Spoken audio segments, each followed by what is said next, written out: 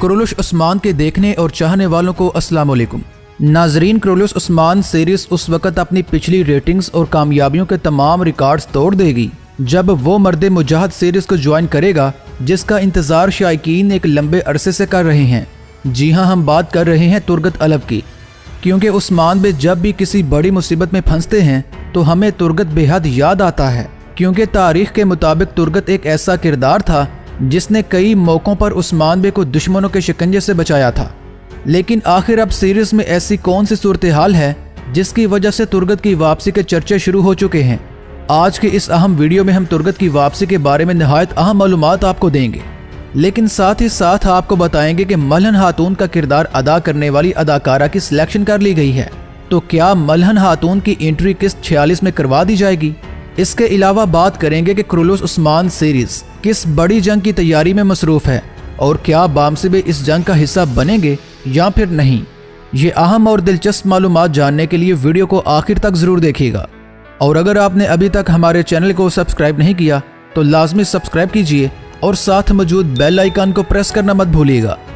नाजरीन, सबसे पहले बात करते हैं मलहन खातून के हवाले से। मलहन खातून का किरदार अदा करने वाली अदाकारा का असल नाम यादीस चागरी है, जिनकी उम्र 34 साल बताई गई है। लेकिन असल में सवाल ये है कि क्या मलहन खातून की एंट्री अगली किस्त में करवा दी जाएगी। तो नाजरीन, जैसा कि हमने आपको अपनी पिछली वीडियो के अंदर बताया था कि अक्सा खातून की शहादत और बाला खातून की गैर मौजूदगी इस बात की तरफ इशारा है कि अब मलहन खातून की एंट्री का वक्त आ चुका। लेकिन अगर मलहन खातून की एंट्री अगली एपिसोड में ना हो सकी तो एपिसोड 47 में लाजमी करवा दी जाएगी। और जहां तक बात है बाला खातून की, तो नाजरीन, बाला खातून भी कहीं नहीं जा रही, बल्कि वो भी एक लंबे अरसे तक सीरीज का हिस्सा बनी रहेंगी। अब बात करते हैं उस्मान बे और बामसी बे के हवाले से। जैसा कि हमने देखा कि उस्मान बे बामसी की तलाश करते हुए उस जगह पहुंच जाते हैं जहां बामसी बे जख्मी हालत में मौजूद होते हैं, लेकिन फिर अचानक आया निकोला, जो कि वहीं पर घात लगाए मौजूद था, वो अपने कई सिपाहियों के साथ सामने आ जाता है। इसी दौरान बामसी बे होश में आ जाते हैं और गहरे जख्मों के बावजूद उस्मान बे के साथ कंधे से कंधा मिलाकर दुश्मन का मुकाबला करने के लिए खड़े हो जाते हैं। तो नाजरीन, क्या आपके ख्याल में ये दो मर्द मुजाहिद बीसियों बाज़ंतीनियों पर भारी होंगे, या फिर ये वो वक्त है जब हमें तुरगत अलब की एंट्री देखने को मिलेगी, जो कि अपने कुल्हाड़े के वार से बाज़ंतीनियों को जहन्नम वासिल करेंगे।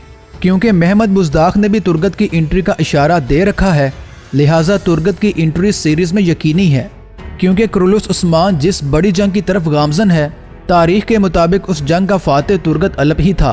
बहरहाल तुरगत की एंट्री जब भी होगी तो सीरीज की रेटिंग को 4 चांद लग जाएंगे।